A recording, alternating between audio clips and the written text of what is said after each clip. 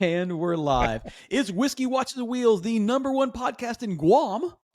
And I am the phenomenal Matt Green. Boys, introduce yourselves. I'm Casey.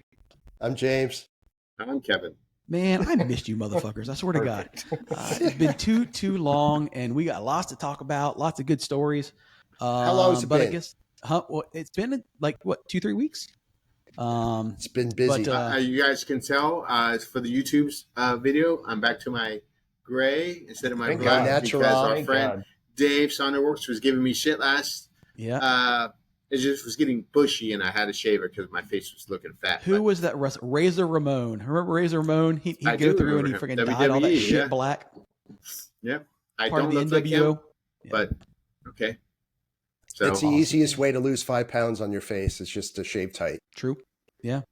That and makes sense. It's for you guys listening. It's 7:18. We normally start at 7, so I've been drinking because we were talking about some stuff. So it's gonna be a fun episode. We were doing the what do you call it? The I don't know, homework or back end stuff, whatever. Behind the 8 ball. Let's do a wristwatch check. Are you guys wearing watches today? Oh shit! I forgot to put my watch on. Nope. No, look at that. I mean, I got a lie. This is what Razor Ramon. That's what I look like. Go. Yes. That's it. Well, That's it. Razor Ramon. I'm just wearing a orange. Go figure. Orange Seiko 5. I love it. I'm wearing Old Faithful again. There you go. I've been wearing Nice. it. This is a couple weeks in, so there we go. If you're gonna pick one watch to wear and die in, that's a good one. It is. I enjoy it so much, but maybe it's getting boring on the podcast. But For it's the a go-to. podcast, sure. can you just get like a cheap swatch or something like that, or like Freestyle or Casio? I can try. There you go. Or work hey, on you know, what? I got a tip. Apple Watch. I could do that. I'll just change the face every week. Hey, forget Apple Watch. They have a Chinese knockoff I saw on damn AliExpress for like $40. It looks just like the Apple Watch. Nice. And it probably records every sound you make and sends it back to the mothership, and then China comes and steals your credit cards. All they're gonna hear is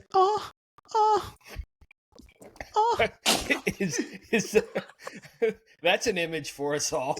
There you go. I think Casey choked over there. What are you guys drinking? Forget the watches. What are you guys drinking? Apparently not enough. No, I'm just drinking water. I've got a modified Gold Rush, which almost halfway through it now, but it's I used some New Rift bourbon, 110. It's maple syrup, a little bit of bitters, a little bit of maple syrup, and some lemon juice. It's good. It's a good little swig. So I am drinking. Go ahead. I was going to say that looks like a quick drink, and you're going to make another one even quicker, and then probably be hammered. Yeah, probably halfway through we'll have a timeout, tea break, and a little bit of refill. Yeah. There you go. Kev, what you got, buddy? I don't know. It's how do you say it, Casey? Baka, like the taste of 100 years. I don't know what it's called, but Called Firewater. I had this full. Oh. That seems like the drink that Aaron poured you last night. So yes, so the guy who started Whistle Pig, he has his new brand, and he takes Amarok barrels, mixes them in, and does these flavorings. So it's like, I don't know. I'm just drinking, dude. Listen, so, Kevin and I. I'm just here. Look, this much left. You can't see it on podcast, but he's a little flush. He's Kevin and I went to this. Starting to sweat. There you go. Kevin and I went to this Porsche kind of car event over at the Florida Cracker, and went to their tap room, and we're in there, and I'm drinking Diet Coke, and Kevin goes, "Here, taste this. You got to taste this. It's really smooth. I don't even know what the fuck it was." So I take a little sip of it, and my face went all 15 shades of red. 1924, I think. That's delicious stuff. Yeah, I tasted like fucking firewater. Kevin goes, "You're fucking turning red." I said, "I know I'm turning red, man. This shit's good. God."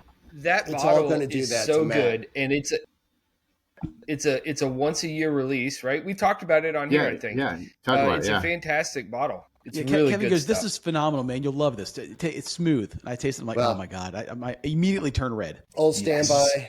Sorry, Wild Turkey 101. I know that's lame as Casey wearing the same damn watch every week, but No, it's not. That is a fantastic bourbon. Yes, It it is is. a standard, as is this watch. Absolutely. Gotta love Absolutely. it. Gotta love it. So when we were at Target, Carolina, Oh, I thought there was some. Bacta. That's what, I think that's what's going. Oh, so I love it. Kevin shows Yeah. up with these vials of bourbon, right? And then he says, "I got some Pappy and I have some Weller," right? So we all take a little nip, and the Weller smoked that Pappy. So There's no it doubt was about it. Pappy Lot B. I had Pappy Lot B, Weller 12, Baker 7, and Old Ezra 7. I would say, yeah, I'd say that probably would be the best one, James. I agree with Weller that. 12, right? Oh yeah. Yeah. Although I think the proof is a little low on it. I can't remember what 107. It's 107. Lot B. What Lot It's B's 107. proof? But I think Lot B is really good. But the 12-year stuff is fantastic. But it's the same thing when you're listening to your speakers, right? You just enjoy them if you're listening to a single set of speakers. The second you do an A/B, then all of a sudden you're like, that's not so good, right? So that's essentially what wound up happening with this little taste test. And what did you test? You tasted the Pappy first, didn't you? Yes. Yeah. We did the Pappy first. And I even gave that to Pascal, or not Pascal. I don't even know where that name came from. What's the guy who does the motors and Cafecito? Pedro. Starts with a P. I gave him some of that Lot B, and he was like, "Oh, this is really good." And then I think I gave him some Lot 12 or Weller 12. Well, Kevin's on. Yeah, But I And do think he agreed too. I think that it's tough when you just take like your first drink. I like to have like a bourbon first to like warm up my palate. Just the first nip of anything, I think, doesn't always taste the best, and so it may, you got to take it where you can get it, right? But like, I think that's almost an unfair comparison to try something, especially 107 proof, 110 proof. That stuff is not the easiest on your palate for your first swig. But so I usually will have like a mixed drink first, warm up the palate before I actually go into tasting quote unquote different bourbons. Because I think your mouth has to warm up. I think your palate has to be prepared for the alcohol level. Well, then maybe that's my problem. Y'all keep fucking Casey. feeding me fire water straight out of the gate, That wasn't man. your problem, Matt, because I drank that shit from That's more the problem. first sip, and I was like, and shout out to Florida Cracker. Yeah, they did awesome a portion place. of it. Their pours are 2-ounce pours. They're so inexpensive. If you guys ever That'll come to warm up your Brooksville, mouth. They have such a variety of bourbon, and it's not $30 a port. I think it was $20 for that 1924, which most that's places just going rate. Yeah, but most 18 places to don't 20. even have it. It's true. I put it to this way: everybody was decent place drinking everybody was drinking on my tab. Plus, we had 2 pizzas and a salad and all this. And it was only $200-something. So, and I think there was probably Savannah had 3 old fashions because she was talking a lot of shit. Yeah, I will give her credit though. That wasn't the because old fashioned. I'll give her credit. She looked at me, and although she didn't call me a pussy, I'm pretty sure she was thinking it, and that's fine. She didn't say it out loud, which was good. So I give her credit there. Okay. I should have brought my Doc Holiday. I have some Doc Holidays, like 160 proof or something. It tastes like green onions to me personally, or I think it's Wyatt Earp or one of those 2 from Tombstone. So just to go back to Casey's recommendation there to warm up your The mouth. palate. Yeah. You said you do it with a mixed, or would you do it with a lighter, less proof bourbon? I think you can definitely start with something like an 80 proof, something low. What's that? Basil Hayden? Yeah, or a simple like Maker's Mark, or something that's light and like approachable. An Old Forester 86, something like that. Just because I like mixed drinks, so I think a bourbon and ginger or whatever goes down super easy, start you off, loosen you up a little bit, and then try something that's a higher proof or something that you want to get detailed or drill down on. That's just my way of doing it. I'm certainly not a pro, but I like to have something that's soft first and then jump in. I think that's a good recommendation. Absolutely. Cool. All right, so now for the good stuff. What are we getting into? Well, James said he mentioned Targa, Carolina. Let's start there. I mean, I didn't get to go to the reindeer games, but Kevin and James went and drove some really cool air-cooled cars on a rally. So let's hear about it for a little bit. It was good. Believe it or not, we didn't even drive together the whole time. No, we were on this podcast. No, we did not. And I was looking at, I think it was Kevin. I was looking at, actually, it wasn't even Kevin. It was someone random on Instagram who, James is fucking Insta famous with his car. He is literally all over the place, everywhere. But I'm looking at someone's photos and I see the lineup from a run group and I see Kevin's car and I didn't see James. I'm like, well, these fuckers didn't even run together. They're in different groups. So, okay. So it was huge, right? Yeah. 120 cars. Target Carolina. Cars. Target Carolina was really big this year.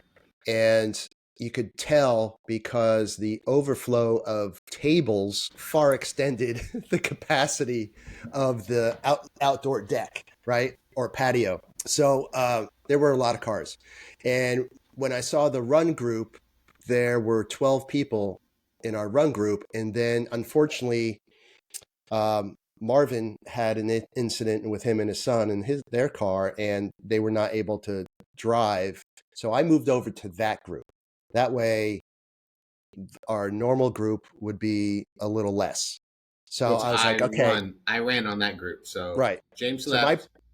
My plan was to run with as many friends as I could. Typically, I would stick with the usual group, and we'd go balls out all weekend. But, it's just something a little bit different. So I moved over, and then my plan was the next day to run with the regular group. Well, things changed and we never wound up running together because Kevin changed groups on the second day along with Jaime. So it was it was interesting to run with other people, other friends. And isn't that really what it's about? I really found that out. Yeah. So we always run together because we're comfortable running together. And if you're doing, above average speeds, it's good to have that in your back pocket as far as the comfort level that the person in front of you is going to do a good job. The person behind you is not going to hit you in the ass and all of that. And that's typically what we would do.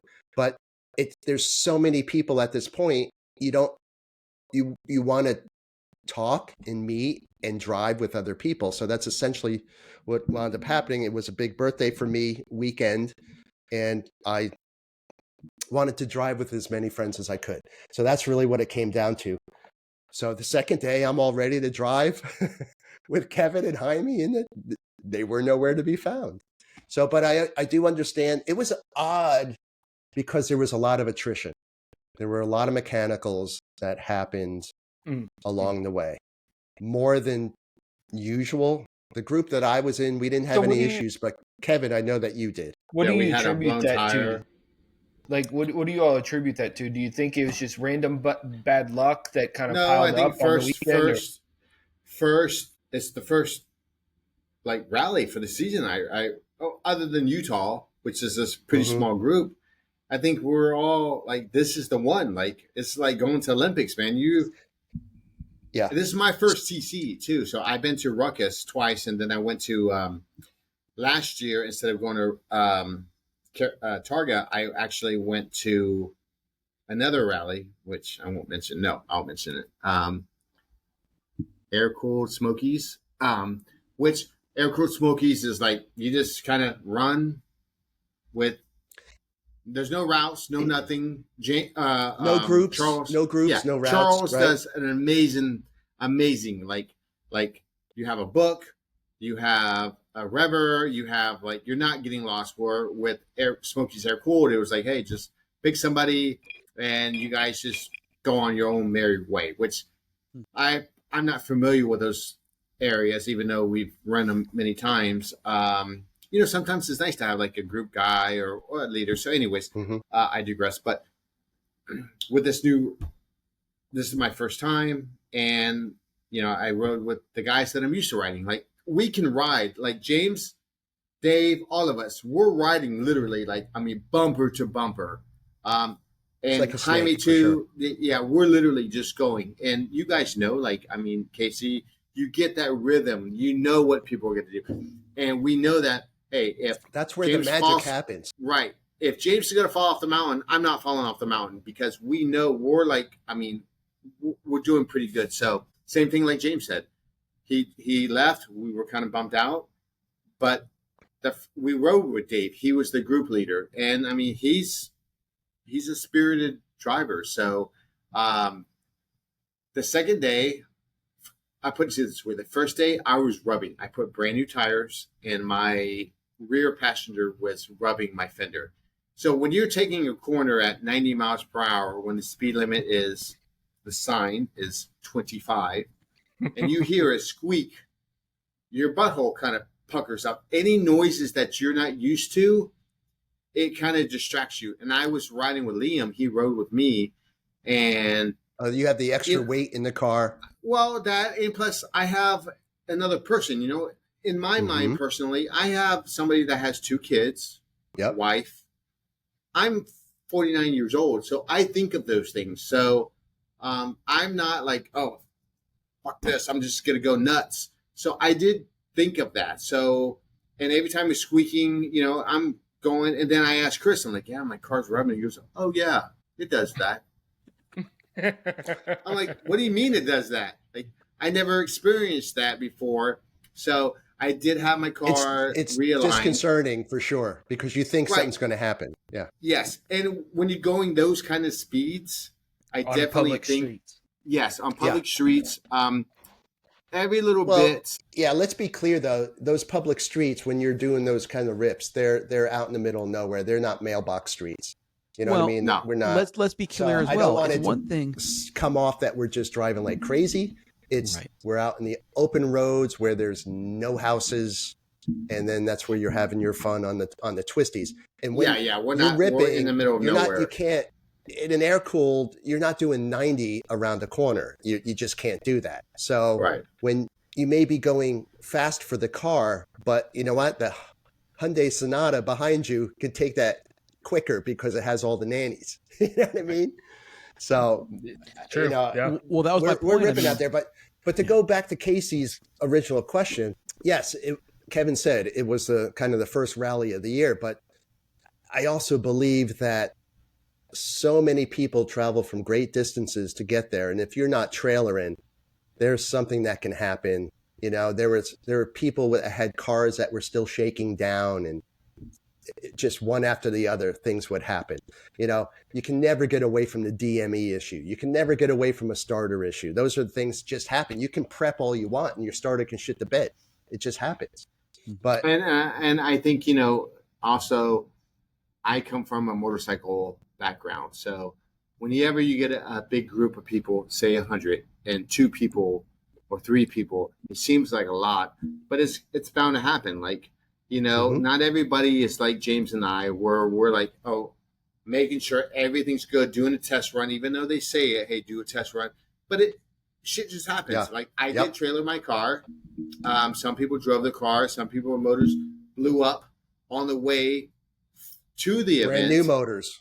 Yeah, brand new motors. Yeah. So it's crazy. And the other part of it, Kevin, is that like you can prep your car you want, but you don't have these sort of roads to go do a true shakedown. James, you do. You can go out your back door and be in there and at least find something. For you Florida folks, and a lot of these people come up from the South, don't have the ability to go find twisties on a Sunday. I drove to that event with Matt. I did not hear any of that squeaking. Same tires. I just wanted to do a shakedown. I was driving with my daughter's boyfriend in there. We're not getting it, but I was driving it.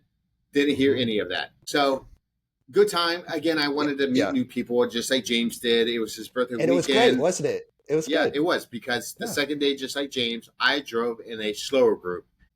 I wouldn't say it was, it was a slower group, but it was pleasant. Like we looked at trees. We were like, see things. Stop. Yeah.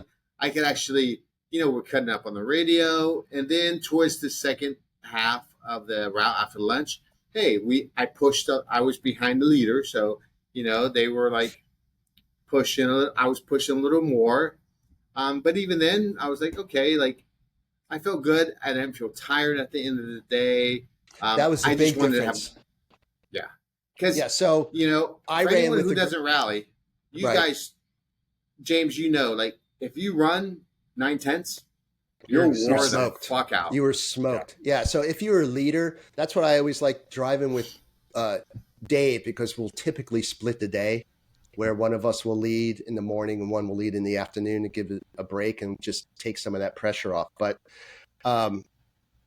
I ran with a medium group as opposed to our spicy, right? Yeah. So a medium group, and it was great. It was relaxing, but it doesn't mean we were going slow. We were just having a good time, but it was just not at that level.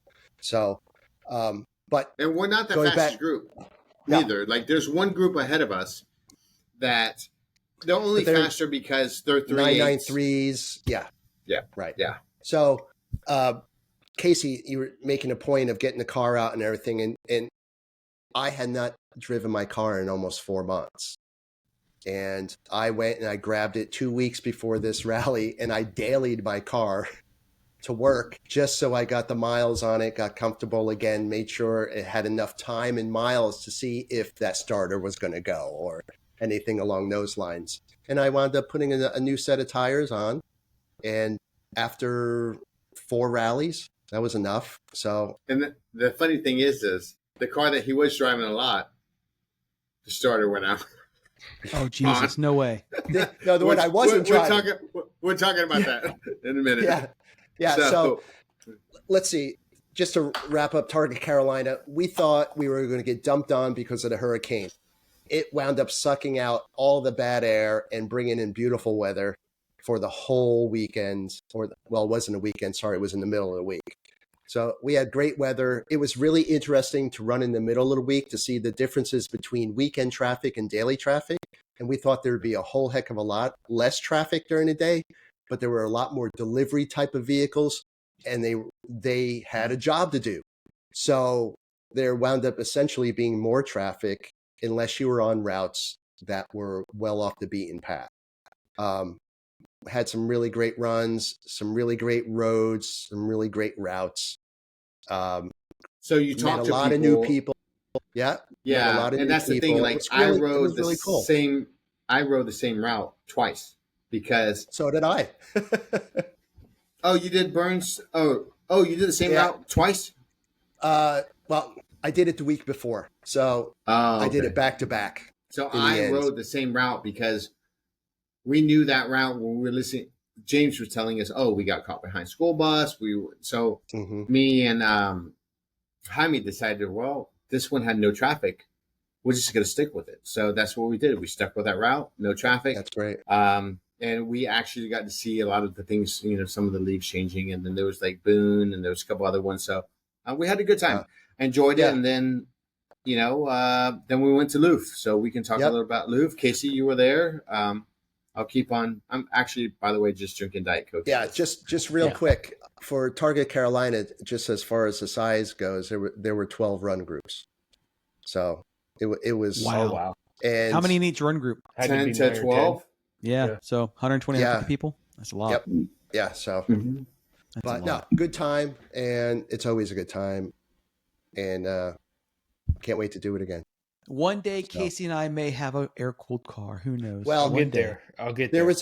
There was a reason why it was in the middle of the week, and typically it would be on a Thursday, Friday, Saturday, head out Sunday morning. Well, because Luftkalt 11 was in Durham, North Carolina, things were modified and moved up earlier in the week so that we could do our Target Carolina and then caravan over to Durham.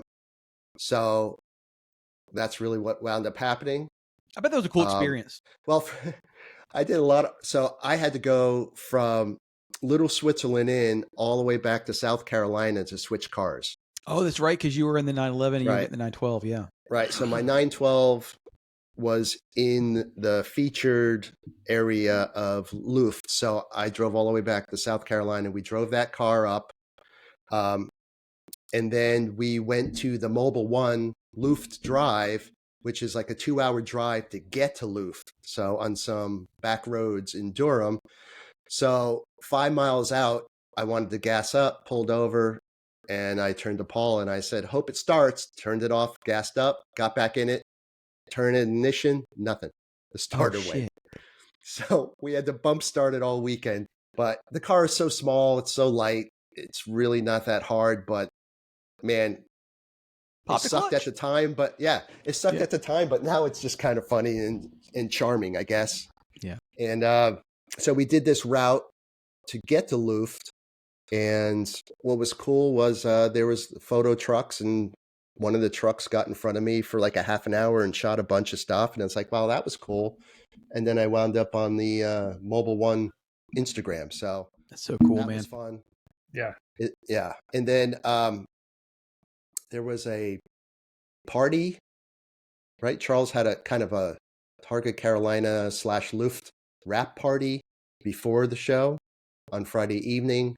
There was a pre-party at the Durham Bulls Stadium for Luft that I didn't think that. What'd you think of that? I didn't think it was great. I thought that was. You're muted, bro. Yeah. You paid money to get into a building that you still had to pay. Imagine going to a stadium and then a stadium pricing for beer, hot dogs. Like it was a baseball game without a baseball game. It was a baseball stadium without a baseball game. Yeah. Perfect analogy. Yeah. And probably that's what it would have cost to go to that type of baseball game, like minor league. So yes, I 100% agree.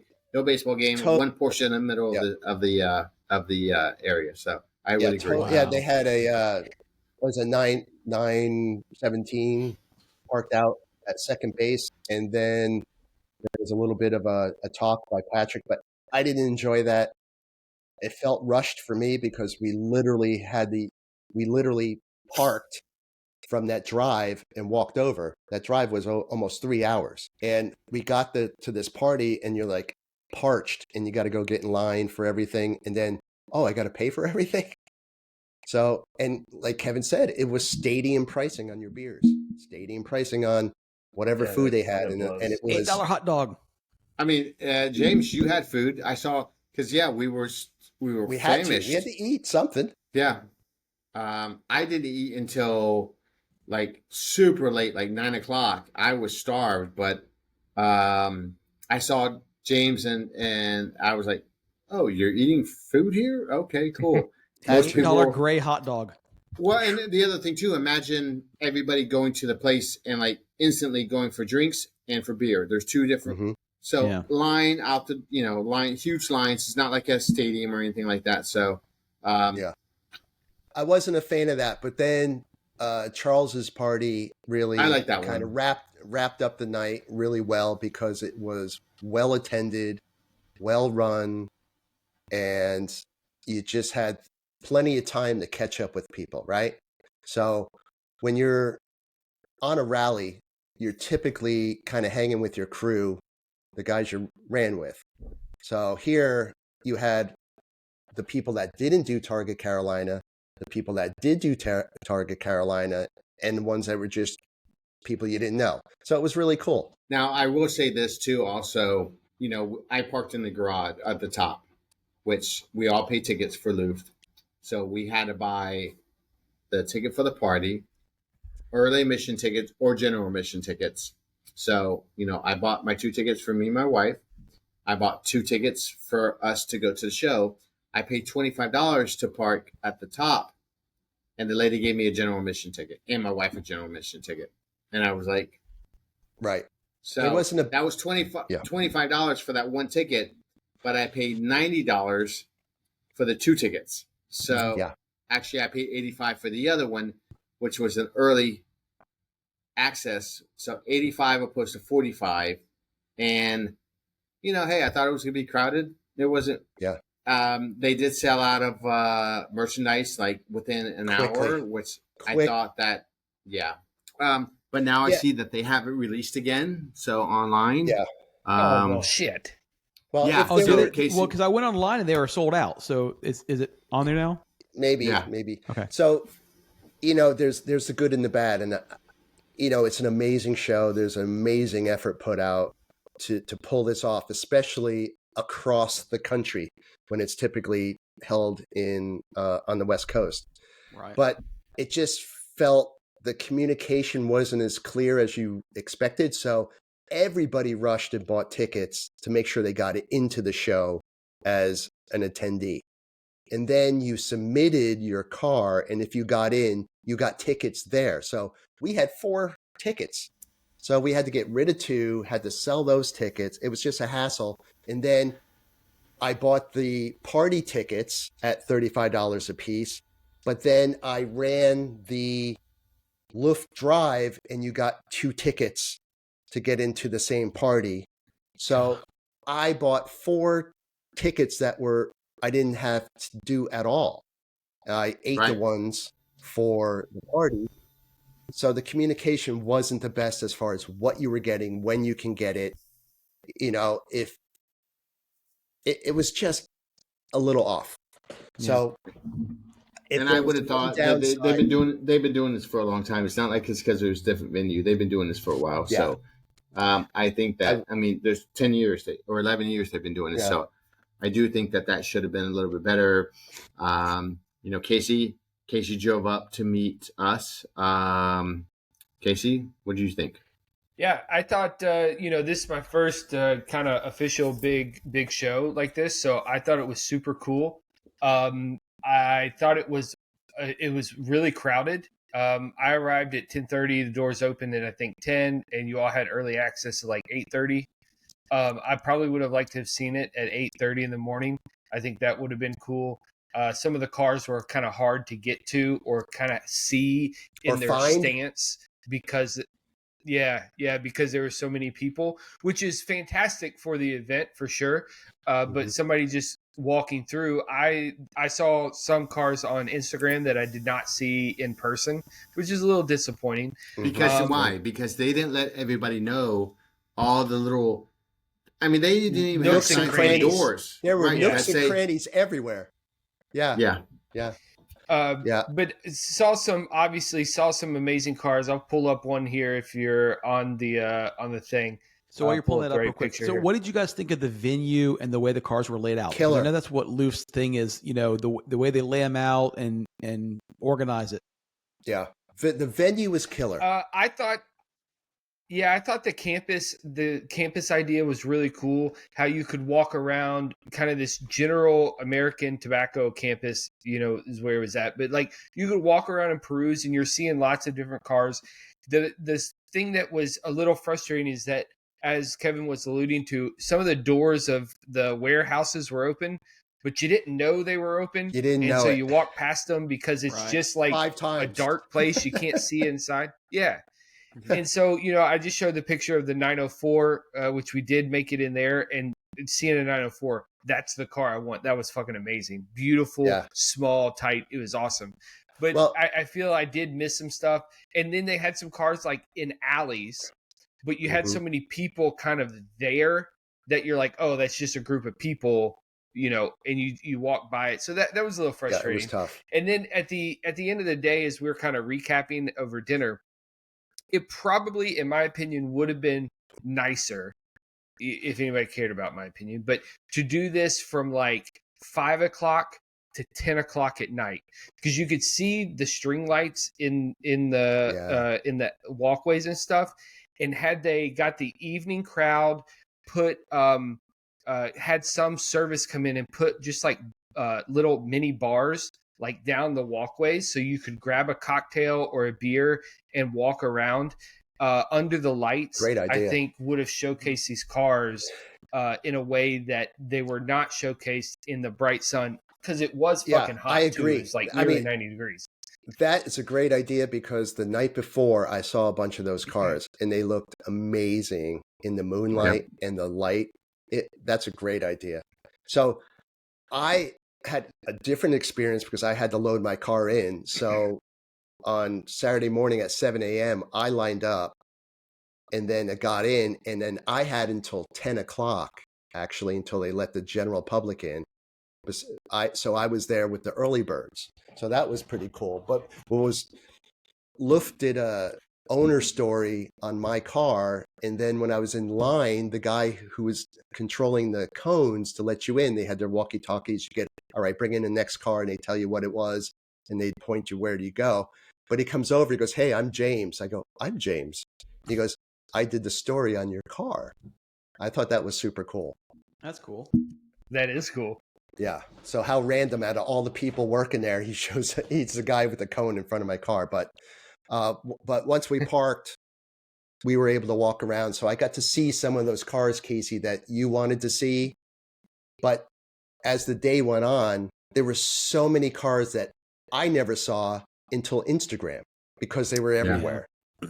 And then one of the things, because my business partner, Brandon, he went, that's his first time. And he was like, these are great cars and all, but I don't know anything about them. I wish I knew. And the main car that everyone shot in that one building, you had to know what it was. And in the end, it was the first Porsche built race car. Right. But oh, wow. You had to know that. So it would have been nice to do like Amelia, where you have a plaque. You know, people can. Some guys did, and they put their own plaque out. Yeah.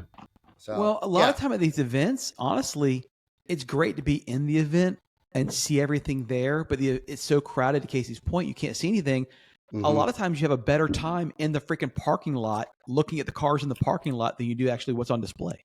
Yeah, like works, right? Yeah, so, I thought the top of the parking garage where Kevin's car was parked was actually one of the most fun parts of the whole show for me. Not only was it not that crowded, at least when we went up, but you could walk around and, hey, this 993 has 996 wheels on. What do you think about that? That looks a little funny. And then ask the owner. Look at the and then you're walking around. I saw some Instagram Porsche people up there. So it was really cool to be able to see that stuff up close without a big crowd. And granted, you got to have the big crowd, right, to pay for these sort of things. So I get that. But it was only open a total of like 5 hours. And so maybe had you stretched it out a little bit, you could have had at least some moments where you could get up close to some of these super cool cars that I may never see again. Right. They had the little thing with the Singer cars. And Kevin, how many people are in that small area where the three Singer cars? It was an alleyway. It was like 100 people. Right. It was an alleyway for Singer. Right. It's crazy. I mean, and they charged $100,000 for Singer and Gunther Works each. Oh. From what I was told. Right. You couldn't get up close. Like, of course, they had the engine bonnets up, and it's like, I want to see in there. I want to get in there and see this stuff. And this you couldn't take a picture without somebody being in the picture. Yeah, this is what we're like aspiring, what we drool over, whatever you want to say. And it was difficult to get close enough to it without like being bumped into. Well, for me, I felt a little bit rushed because I wanted to get some swag. So they had one huge line because there was one store. It wasn't like if you went. Remember when we went to Rensport Reunion? They had a big one, but then they had a bunch of satellite stores, and this place could have certainly used that because the line for the merch store was literally the heart of the pathway to get through to all the cars. So I would assume that a lot of people didn't go down that way because they didn't want to cut through all those people in line. But so here's my suggestion to anyone putting on an event like that, and I mean all of them: Luft, Airwater, Amelia, whatever. You buy your ticket. On the back of the ticket should be a fucking QR code, and if you want to wait in line to get merch, you can. Or if not, you can scan the QR code and go to an online merch store and buy shit right there, and they ship it straight to your house. Because the reality is, if I buy a t-shirt, you can turn that on right at Luft, and I felt like they were just leaving money on the table. Like me and Casey talked about that. Because if I'm at Luft 11 and I'm buying a Luft 11 t-shirt, you know what I'm not wearing while I'm at the venue? I'm not wearing my fucking Luft 11 t-shirt. I'm not going to wear, so fucking have it shipped to my house, whatever, But it keeps you from having to wait in line and spend more time looking at cars. But unfortunately, that is kind of the Porsche mentality or air, water, Luft. Like, Yeah. oh, they only had so many of these shirts, and next thing you know, you see it on eBay for $70 or Right. same thing we saw at Rensport. So I don't know why they do that. I personally wouldn't. I mean, and let's face it, it's owned by Porsche now. It's not like they don't have the capital to buy T-shirts. Yeah. True. So for you, Casey, would you go again and travel someplace? Would you go to California, or would you be, I've been to my first one, I'm good, or, well, I know they do a great job and it really is venue specific. Would you travel? So let's be honest. The reason I enjoy these things is because of y'all. So if y'all are going, I would do everything I could to go. Do I want to go to a California event? Absolutely, because I know the cars are different, the people are different. And so the opportunity to see these similar things out there, I would love to do. But am I going to go just Ashley and I? I don't know. If I could combine it in some other sort of, vacation road trip, maybe that works out. But likely we're much more likely to go if y'all are going to. And ultimately that's what we want. And that's why, I mean, that's why we're doing this. That's the community that's the part of this that we enjoy. Right? Yeah. So, 100%. Like, there's always going to be the people that go there 100% for the cars. Will hunt them down, look at the cars, but there's also a whole big group of people that go for the cars and for the people. So for me, I didn't get to see every car, but you know what? I saw everybody I wanted to see. So it was a huge success in the end. Exactly. Yeah, and I felt the same way. Like, we walked down the street and it was like, hey, and like Casey probably doesn't know a lot of the air cool people that James and I know, and I figured, like, we were trying to make an effort. My wife had told me, man, you were like, hey, and Casey was kind of standing in there, like, so we were trying to include him because we go to these rallies. There's 120 people just at Targa, plus all the other people that we know that weren't at Targa or they had been there before. So, look, they ran out of pastries at the big coffee shop in like an hour. So, I mean, people was were crazy. it was crazy. So the 10 o'clock line to get in was like a block long. It was just ready for a concert. You know what I mean? Well, Open the gates and flood it in. That's wild. That's wild because I heard people talking about that, and I walked up at like 10:30, 10:40 after I stopped at the Airbnb, and I walked in there. There was nobody there. And I was like, man, where's all the people? But then once you kind of got in and got down the street, you're like, oh, well, here's all the fucking people. But the gates were open. And I think that by the time that opened up and there was a mad rush to the swag, a lot of the swag was already gone. They sold out. Yeah. So I was in line for 40 minutes and somebody came out with a big cardboard poster with handwritten saying, the poster is sold out. Wow. So that's wild. That's crazy. But they did have them online. So people jumped online. And that's to your point, Matt, is let's get rid of the whole hassle and just buy it online and go enjoy the day. Yeah. Because guess what? You're not going to sell it online. You sell it to somebody. You can print as many as you want. I'm printed and freaking shipped. Yeah. Done. Yep. Good point. Well, I hated to miss it. I really, really did want to go. But you need to go to the next one that we go to. I will. I have to pick and choose what I do. And we haven't even talked about this, but the weekend prior to this, they had a surprise party for James, and I had time on my schedule. So I went up to visit James, surprised him, and went to his birthday party that they had over at Sonderworks. And so here's some pictures of that. Looks so awesome. And so to Casey's point, this was a night evening, and or excuse me, a night event.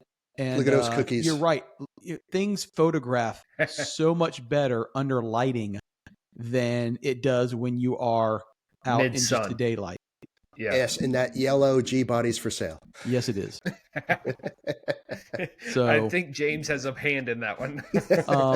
cool event. Paula and David put on a good event. Had their little Targa bar and everything.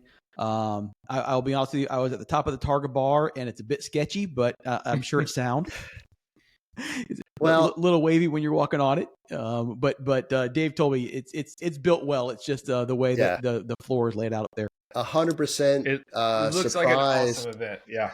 Oh man, literally, I had no idea until I was literally 30 feet from this structure. 30 feet. It was crazy. And there was a huge amount of people. It was quite a surprise. And kudos to everybody that put that together. I mean, Paula, she said she worked on that for 4 months, and I didn't have a clue. Talk about clueless. Yep. She got me good. So yeah, it was a good event. very- I met a lot of yeah. new people and people I'd never spoken to before, and cool thing was a lot of them knew me from the podcast, which I always still find That's awesome. crazy. But Well, yeah, so I it was didn't great. even know I knew that many people. Yeah, lots of good conversations with people, and so it was awesome. Knew me from either Instagram or from the podcast and everything, or the podcast via Instagram. So it was cool. That's awesome. I had a good time. So it was a surprise. I'm very grateful for everybody that came. So yeah, fun times. yeah. So are we ready to talk about what probably our thumbnail is? Actually, no. So I did the thumbnail about Luft because it's topical and it had just happened. And I think Luft would get more clicks than DME Reports, although DME Reports is more important. So, but yeah, let's talk about DME Reports because, to be honest with you, until James started talking about it when he was looking at his cars or whatever, I didn't even know what the fuck a DME Report was. So Apparently, Well, I'll you guys start know this what- off. I'm going to start it off. I think people are way too crazy over DME reports, and unless you have one in the 4, 5, 6 range, you certainly shouldn't matter. And I know that we'll talk about what that actually means, but I think the bowing down or cowing down to DME reports is in general a very Porsche thing. Because other cars, it's solely I a don't know that Porsche even have thing. this. It's literally solely a Porsche thing. So we can get into it. I don't know who wanted to kicks it off. I can do it if nobody else wants to, but I think this What is is a so DME Porsche report? thing. And so DME the DME stands report. for. Go ahead. So the DME basically shows you the rev range. Yeah, but of the what engine. does it? DME stands for Digital Motor Electronics. So it's a Digital Motor Electronics report. And a lot of people use that acronym DME, but it's telling you the revs or the missed revs in that particular case. Go ahead, Casey.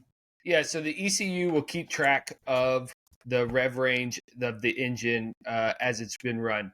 And it's got, depending on your model, your vehicle, either 2 ranges or up to 6 for the latest ranges.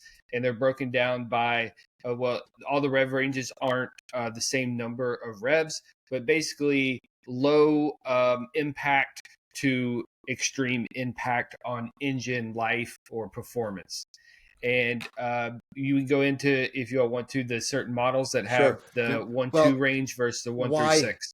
Right. So people ask for them because they want to see how healthy the engine is or how abused or not abused it is. Right. So on the Porsche side, on a modern Porsche, everyone asks for that before they even start considering the car. So typically it would have. And let's talk about that because it's not on G body, it's not on 964, it's not on 993. So that's basically it's only going to be on Your 1999.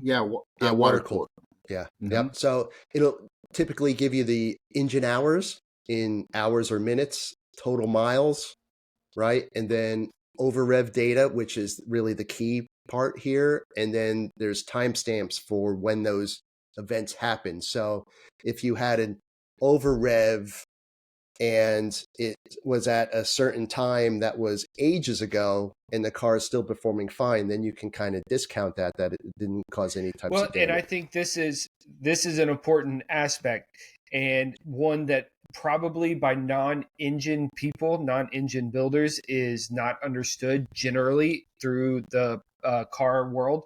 But in having had this happen to my fucking engine and understanding this data intimately, generally 75 to 100 hours from an over rev is considered, you would say that if the engine has passed that timestamp with no malfunction, that the engine's completely fine.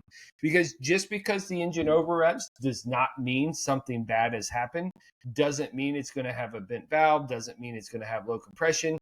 It depends 100% on the scenario in which the over-rev occurs, right? So just because your DME report has an over-rev does not mean the car is a complete waste. Although Porsche people tend to really push back against over-revs of the later cars in the 4, 5, 6 range. I would argue that's, again, you don't know the scenario, but as long as the hours have passed, you're fine. So I pulled some information and you guys can talk about it. So 986 and 996 range 1 and 2, which is an over-rev, is acceptable. Range 3 is a yellow, range 4 is an amber, and range 5 is a red. At 986 hitting, range 1 is hitting rev limiter. Range 2 is missed downshifts that spin beyond the rev line. Now, a 997, 987, 991, and 981, range 1 through 2 are considered normal during spirited driving, aggressive shifting. So, that being said, with us, Casey, James, and myself, if we look at our cars and we had manual, we're probably going to have a lot of, if we're taking it to the red line, 1s and 2s. Now, 4, 5s, and 6 is no, and then you cannot even get a CPO if you have a 3. Over 4, 5, or 6. 4, 5, 6 over rev. Correct. You can't even Over-rev. CPO at all. So it's if you have a 1, 2, or 3, it can be CPO'd. Yes, correct? But it does have to have a amount of time, such as 100 hours, before they will even CPO it. So that being said, if you're buying a CPO car, don't even worry about asking for a DME because can't be CPO'd if it has a 4, 5, and 6. Now, I think it's important to know and understand that on the M96 engines, which are the 996, 986 engines, that you not Mezger's. I'm talking, not but you only get range revs 1 and 2 on the DME report. Right. You don't get this additional data. So if you have a massive rev 2 range, then you know that it's wild, right? It could be so far over that you just don't know. But over a range 2 on those vehicles, you would say that's dangerous. You can look here on the chart that over 8,000 RPM on a 996, you're going to be in a range 2. But then when you look down on a 997, which is the same base engine, that's going to be a range 4 over rev, right? So over 8,000, 7,900 is a range 2 on a 996. That same 7,900 is a range 4 on a 997. So it's important to understand that on a 996, you really don't want to see a range 2 over rev, 996, 986.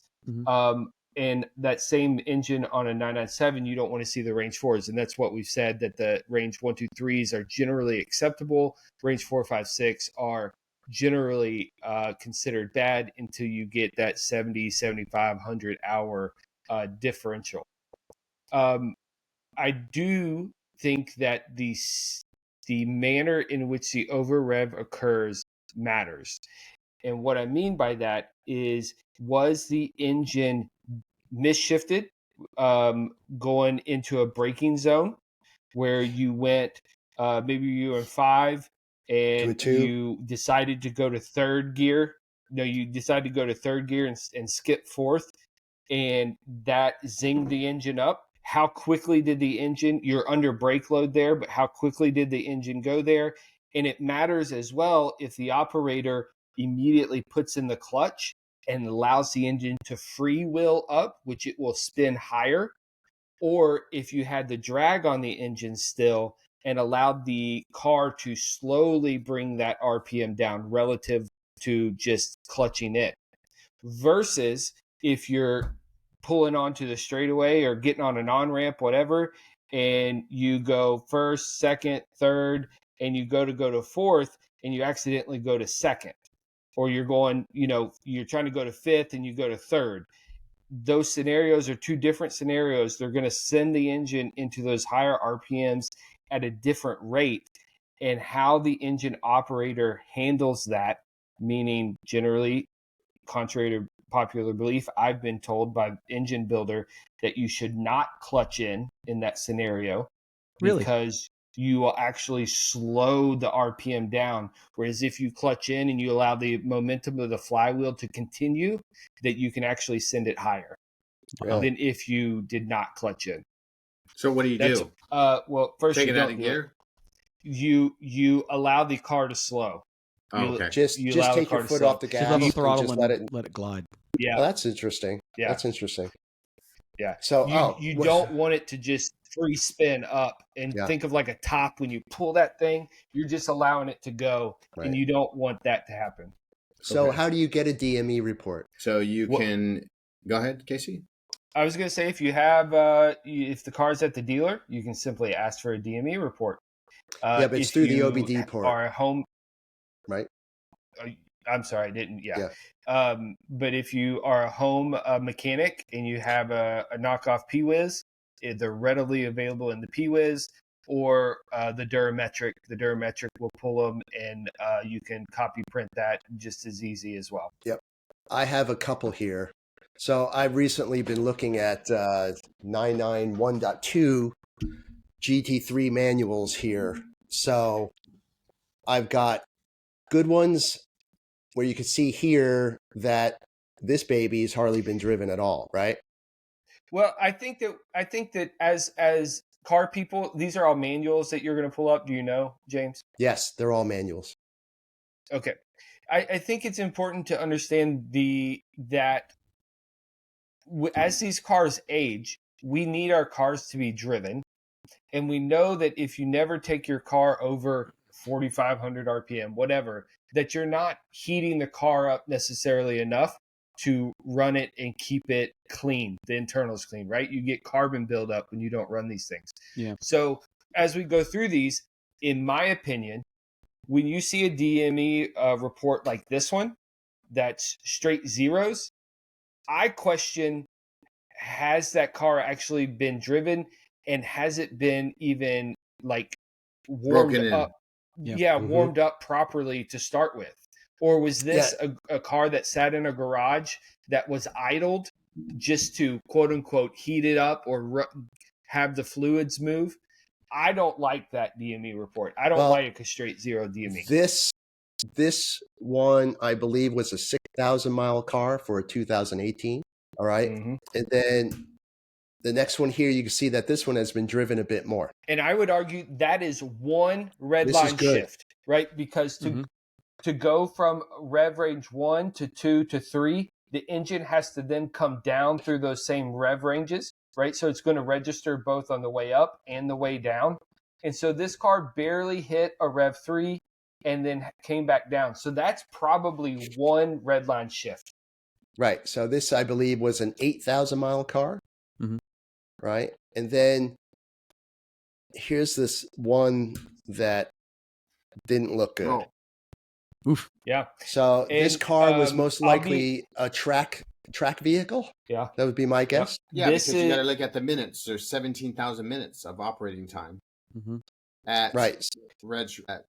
Am I agree? Is that correct? 17,000 minutes at total. Red? Yeah. No, total. That would be that is the total runtime at the last range 1 over rev. Right. Okay. So this doesn't have the total operating time. So, if this had, I can't do math right now, but if this had, 22,000 total minutes of runtime, then you could say, hey, these over revs are well past. I don't know how many hours that is, but the well past its range. So, you could ignore it. It should be healthy. But we know Porsche people rely on this a lot. Yeah. Yeah. And but you can see I'll be here. completely honest. Go ahead. My DME report looks very, very similar to this, and I might be able to pull it up because the dude over-revved my engine. I think I have 260 range 5 over revs. Okay. So, you know, So I have a couple questions while you're pulling that up. On the newer cars, isn't the point of the rev limiter to keep from having the over revs? you can't. The rev limiter does nothing to a mechanical over rev. Okay. The rev limiter is there for acceleration, right? So you Right. see the red as light go, you- wah, wah, wah, wah, wah, wah. Correct. Right. But when you throw that into the wrong gear, that's a mechanical over rev, Okay. and the math just can't. You can't slow the vehicle under the rev range Right. when it's mechanically over revved. Right. So what you're So asking, if you put it Matt, in PDK and not manual PDK, you're probably not going to have over revs. PDKs, supposedly, all the reading that I've ever done is PDK will not allow you to over rev The computer your will engine keep you to from a doing it. dangerous manner, because you can go into a corner and just fucking hit the downshift, and it will only downshift when it can do what it. it can do. Yeah. So, To Matt's point, right? Yeah. So what you're saying, Matt, is the rev limiter is I've gone through first, second, third, and I am taking third all the way up to red line, and then it cuts out. So Right. that's not going to show up here. But if you were Right. to downshift and it took it up, then it would show up. All right. Right. So, and then On to a Casey's manual point, engine. on a manual, and to Casey's point earlier, when on the one where you showed had hardly anything. Hey, are they even driving this car? You know, on a newer 911, I don't think that would scare me so much. But especially when you get into like the early 996s and even the early 997s on the M96 and M97, because of the IMS, the worst thing for those cars is not running Sitting. them. It's horrible for that engine. The Metzger motors are a different story, but the base ones, that they'll tell you if you have an M96 or M97 and it hasn't had the IMS changed, but you got 80,000 miles on it, you're probably okay. It's the ones where you buy that have 1,500 or 2,000 or 3,000 miles on them that you have to worry about. Yeah, and I don't necessarily agree with that. I think that people just get lucky. I think if you have a early engine or an IMS bearing, that you need to be changing it out. Like there's no reason not to do it. It's not expensive. But I do agree that the longer those cars sit, the worse off they are, for sure. I have to do mine at some point, but I haven't done it yet. We all know these cars were made to be driven, and if they are just looky-loo pieces sitting in your garage, it's not good for anybody. So Absolutely. anyway, but I think that I love DME reports. I love that we have this data, but I do think that people get overly concerned about it. And I think it's good to try to understand where exact the over revs occurred, and that if you're over a certain time period, please don't worry about it. Go drive your car. No doubt. The one that we showed as the worst report, I walked away from that because just the price they're asking for these cars at this point is kind of off. It's well off. So, yeah, I do think they take a financial hit. Yeah. So here, if we want to just kind of wrap it, the reason I was looking. Yes, why are you shopping? The reason these DME's reports came up is because I was interested in the market, right? I was interested in the 991.2 in the manual. So I started looking around, and then over the last 4 or 5 months, these cars have skyrocketed from the 180K to, if you go to a Porsche dealer, you're looking at 234. It's like they're all priced at 234. And a lot of them are sitting at this point. But if you look at the auction sites that are, the Ring of Trailers, the Doug DeMuro, what is his Cars and Bids, right? Yeah. These cars, the real market is showing low 200s. So all these cars that I've looked at are still out there because they're all asking 225 to 235. So they're just these were sitting. 991.2 GT3s? Yes, manuals. So what about, how far off would it be a GTS manual? Or is that something that you're not even interested in? No, I'm not. But those GTSs, they're not far behind. Oh, really? Yeah. They're 190, 200. Yeah. Yeah. So why not get the GT3 with the big ass wing? It's crazy, man. It's just absolutely insane. I saw a 997.2 GT3 coming home from work today on the 408. It was gorgeous, but yeah, all the GT cars just keep going up in price. But I thought All it was right. an interesting topic because it's almost the first thing that anybody asks for if they're looking for a car, right? So the first thing you do is say, hey, is a car available? And can you send me the build sheet and the DME report? Well, do you think Yep. that's because we know? I personally don't think that gets asked. I say 50% of the people For ask GT3? on a GT3 car, yes, because I know a GT3, lot of people that yes. have GT3 cars. They drive the cars and coffee. They don't even know what the hell a DME report is. Right. So I say it's the people that go to the track or do spirited driving. We know what a DME report is and but I say 50% of the people that are buying these cars, no clue. They just buy the car. Agreed. They want it. Yes. Well, So hopefully they'll find out now. Listen, Hopefully I will somebody say listening will that use it. for anything. I mean, when I came from, and it was not that I was new to manual sports cars. I had multiples, but I had never been in the Porsche brand. Had aspired to, but never was. When I went to buy my 911, I didn't know anything about a fucking DME report. Now, granted, mine's a base 911, but it's still a manual. I mean, you still need to, and it had 38,000 miles on it. So I didn't know to ask that question. I mean, that was I didn't ask it neither when I bought my 991.1. That was I didn't years even ago, ask it for my 992 because I knew it was CPO'd. So Right. hey, yeah, fuck it. At that point, it doesn't matter. But mine had no CPO, no warranty at all. Had a 5-day warranty. I didn't know to ask the question. I mean, I test drove it. Everything worked fine, and I bought it. So luckily, that was 5 years ago, and I haven't had any issues. So There you go. Awesome. Yeah. Great. Well, that was good. I like it. buddy. It's a beautiful thing. All right. Well, then we're going to wrap it up on that. For those listening, thank you. Thank you very much. Head over to whiskeyWatchesWheels.com. Check us out. Go to the YouTubes, go to the Instagram. If you listen on YouTube, or even if you don't listen on YouTube, do us a favor. Go over and like and subscribe. We're really trying to build that audience so that the algorithm picks up a little more. And always shoot us an email over at contact@whiskeyWatchesWheels.com, and we'll catch you guys next week and see you on the flip flop. Peace out. Bye. Bye.